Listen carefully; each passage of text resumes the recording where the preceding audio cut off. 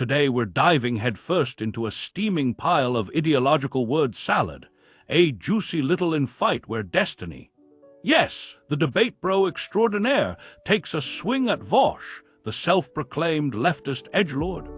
Sorry, I don't mean to literally make it like an "I was always right" kind of thing, but it's about understanding the underlying ideological incentives here, and it's so important to recognize that like what they're doing now is the same as what they were doing 4 years ago. They just have more power now. Like, people, it can't be framed as a like, oh my God, look at how much worse they've gotten. Like, they've gotten worse in the applicability of their evil. But the underlying arguments have been very clear for a long time ago, for a long time now. Everything after January 6th, that was the clear one. That's true. Because during Trump's first term, there was a lot more inconsistency, a lot more, well, are we doing this? Are we not doing this? But for after they rebounded with Trump after J6, it's very clear what they wanted to go for. When they realized there were no consequences to failing an insurrectionary attempt, that's it, right? Like that's pretty much like the line there. And since then, everything's been pretty consistent, to be honest. They've been pretty consistent. They've been pretty on the ball. There hasn't been any backing down on their side. They've been going for what they can, and now we're seeing what happens when they control everything. Which is why I've been insistent on calling them fascist the entire time. I just know there are going to be some people who are like, oh, you're like a boy who cried wolf. You called them a fascist before, but now what about now? Now you've given you've removed the power from the word. And it was, well, no. They were the same back then. It was the same. They were the same people with the same arguments. Everything was preparing for this. You have to. The important part is to win before they take all the power. Ideally,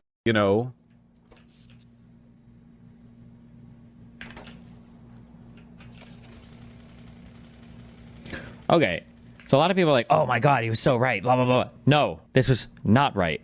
This is absolutely incorrect, okay? The thing that you're seeing right now from Donald Trump is not like the natural end of neoconservatism or even Tea Partyism, maybe. You could maybe make that argument, maybe. But it does actually hurt when you've been saying fascist for over a decade, and when you're actually now hitting, or in some cases exceeding that point, when you use that word, nobody can use it anymore. It does hurt when you call somebody in for 10 years, and then when they actually start acting like that, and somebody says, people immediately ignore you. Just because you say something for a long time and then it eventually becomes correct doesn't mean that you were always right in saying it. Nah, Destiny, I assumed he was referring to MAGA in the exact same way you do every day. No, you weren't, and you're lying. Or you might genuinely just be a new viewer and you're not aware, but like, I think the last argument that me and Vaush had when he decided to stop talking to me was he was trying to make the argument that Bush and Scalia were fascists. Like, Destiny, but he didn't say the neocon/Tea Party. He said the last 4 years, which is specifically post-Gen 6 MAGA. That's fine, but that's a rewriting of history by him. He's been calling them fascists for decades. Remember, the last argument that we had was him saying that Scalia was a fascist. If you want to say that since Jan 6, that's been pretty obvious, yeah, I agree with you for sure. But that hasn't been their argument, okay? Don't make that mistake of assuming that that was the case, because it's absolutely not the case. That's literally what he just said. No, what he just said was that he's been right the whole time, and it's not a case of the boy who cried wolf. And that would be correct if he only started calling them fascists after January 6th. He's been saying that they've been fascists for decades. For decades. Scalia and Bush are not the same phenomenon as Donald Trump. They're not the same. You can't view them as the same. You're not going to be able to talk about them as the same thing. They're not. That's stupid. Vaush is smarter than Hassan, though. Hassan is completely lost to this world. We're not just here to laugh at the absurdity, though trust me, there'll be plenty of that. We're here to unpack the underlying incentives, the rhetorical sloppiness, and the comedic goldmine of watching two internet intellectuals slug it out over who gets to cry fascist the loudest. Let's get into it. So our boy Vaush has been out here, twirling his metaphorical mustache, insisting that Republicans, Trump, Bush, Scalia, your uncle who owns too many guns, have been fascists since the dawn of time. Destiny's not having it, and honestly, I'm with him on this one.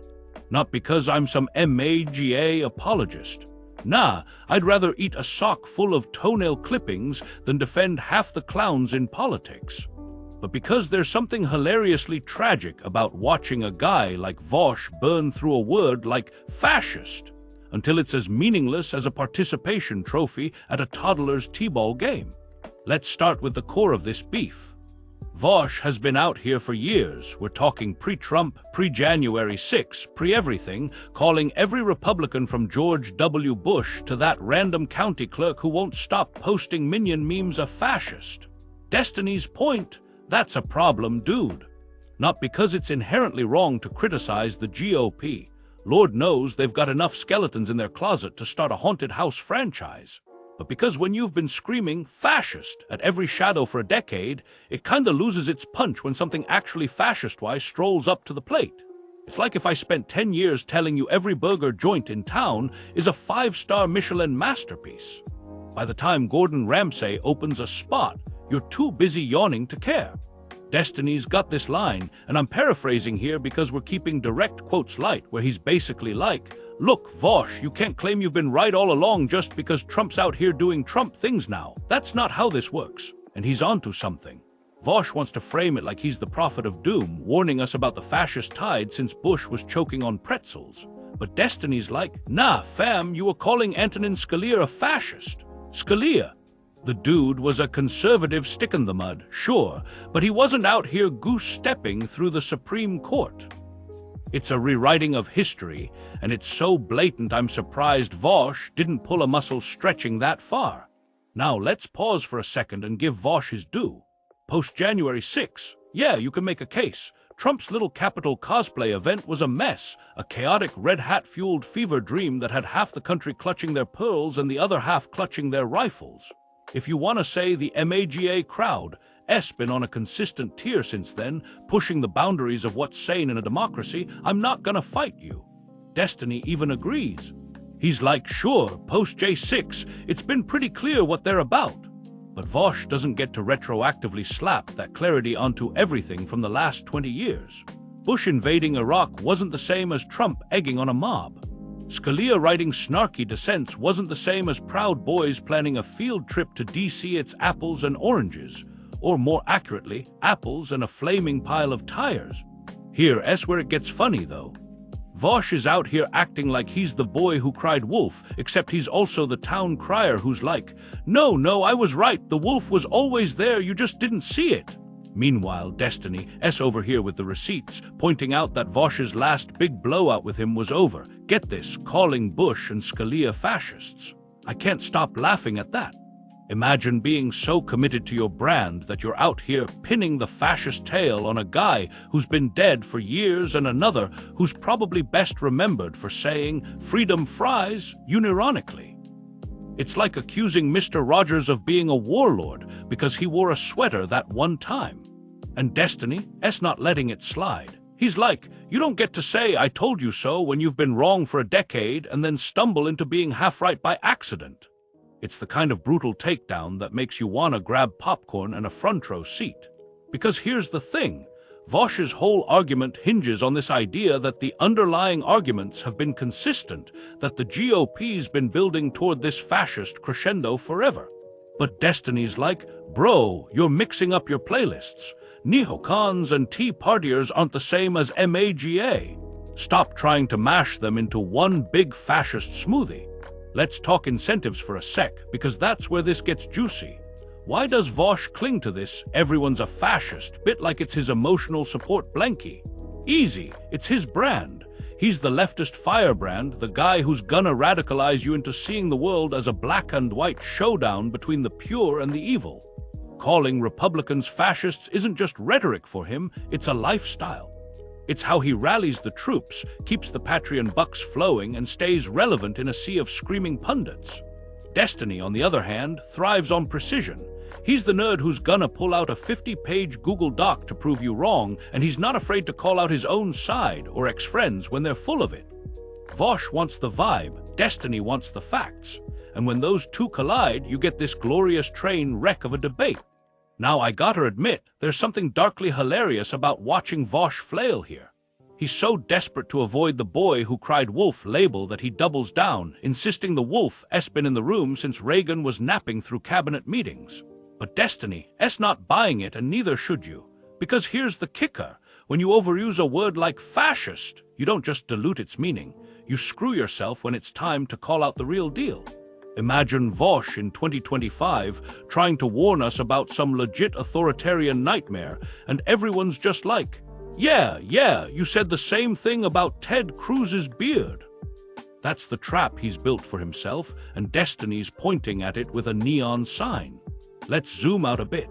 We got this vibe of Vaush trying to paint the GOP's trajectory as one long, unbroken fascist arc, with January 6 as the told-you-so moment.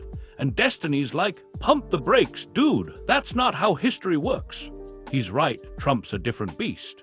The guy's not a natural extension of Bush's neocons or the Tea Party's tax tantrums. He's a chaos agent, a reality TV star who stumbled into power and turned the Republican Party into his personal fan club. Calling that fascism might feel good, but it's sloppy.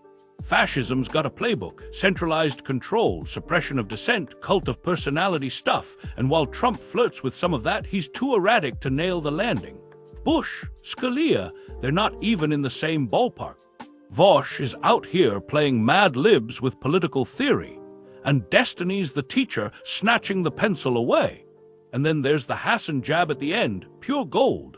Destiny's like, Vaush is smarter than Hassan at least, which is the kind of backhanded compliment that make me spit out my drink. Hassan's another leftist streamer, but where Vaush at least tries to sound intellectual, Hassan's out here yelling about capitalism like he's auditioning for a Michael Bay movie. It's a perfect little cherry on top of this mess. Destiny's not just dunking on Vaush, he's tossing the whole squad under the bus. So where does this leave us? Vaush wants you to believe he's been the canary in the coal mine, sounding the fascist alarm while the rest of us slept. Destiny's saying, nah, you've just been yelling fire in every crowded theater you could find, and now no one cares when there's smoke. It's not about who's right in some grand cosmic sense, it's about who's playing the game smarter. Vaush's bombast might get the clicks, but Destiny's surgical takedown exposes the cracks. And me. I'm just here, cackling at the absurdity of it all. Because if we can't laugh at two internet nerds fighting over a word while the world burns, what's the point?